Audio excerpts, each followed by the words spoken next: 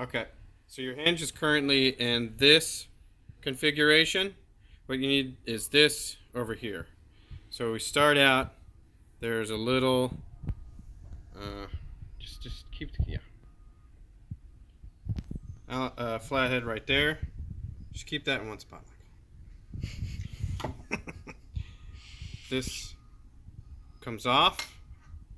You do want to note the orientation of this screw in this slot because that is what moves your door left to right. So you loosen this one and this one.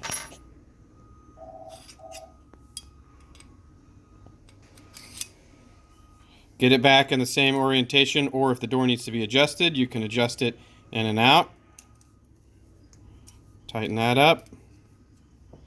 Tighten that up. This thing goes back on here.